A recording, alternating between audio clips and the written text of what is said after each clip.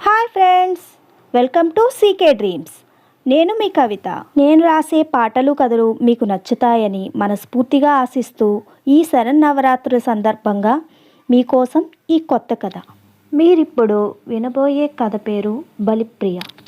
ఏమిటి బలిప్రియనా? దీని అర్థం ఏమిటి అని ఆలోచిస్తున్నారు కదూ. సాక్షాత్తు ఆ లలితాదేవి సహస్రనామాల్లో ఒకటి బలిప్రియ. బలి త్యాగము, త్యాగం యందు ప్రీతి కలిగినది అని అర్థం.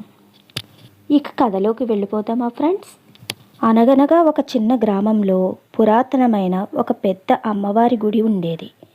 ఆ గుడి వాతావరణం ఎంతో పవిత్రంగా ప్రశాంతంగా ఉండేది. తల్లిదండ్రులు లేని ఒక చిన్నారి చిన్ననాటి నుంచే ఆ అమ్మవారి గుడిలోనే నివసిస్తూ అమ్మవారి పాదాల వద్ద దీపం వెలిగిస్తూ పూలు వేస్తూ గుడి పనులు చేస్తూ ఉండేది. ఆ అమ్మాయి ఎలా ఆ గుడికి చేరిందో ఎవరికీ తెలియదు. ఒకరోజు గుడి పూజారికి అమ్మవారి పాదాల దగ్గర ఓ 4 ఏళ్ల పాప కనబడింది. ఆ పాపకు స్పృహ లేదు. ఏం చెయ్యాలో అర్థం కాక ఆ పూజారి అమ్మవారి అభిషేకం కోసం తెచ్చిన పవిత్ర జలాన్ని ఆ పాపపై చల్లారు. కొద్ది క్షణాల తర్వాత ఆ పాప నెమ్మదిగా కళ్ళు తెరిచింది. ఆ చిన్నారి ఇంకా తేరుకోకపోవడంతో పూజారి అమ్మవారి అభిషేకం కోసం తెచ్చిన పాలను ఆ పాపకు తాగించారు. పాలు తాగగానే పాప కాస్త తేరుకుంది. పూజారి ప్రేమగా ఆ పాపను దగ్గరకు తీసుకుని అడిగారు, ఎవరమ్మా నువ్వు?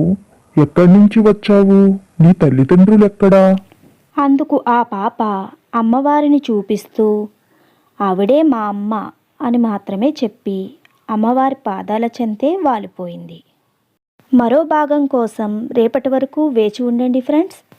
రేపటి ఎపిసోడ్ మరింత ఆసక్తికరంగా ఆ అమ్మవారి కరుణా కటాక్షాలతో వచ్చేస్తుంది ఫ్రెండ్స్. ఈ కథను నేను ఎంతో భక్తి శ్రద్ధలతో రాస్తున్నాను. దయచేసి ఆదరిస్తారని కోరుకుంటున్నాను.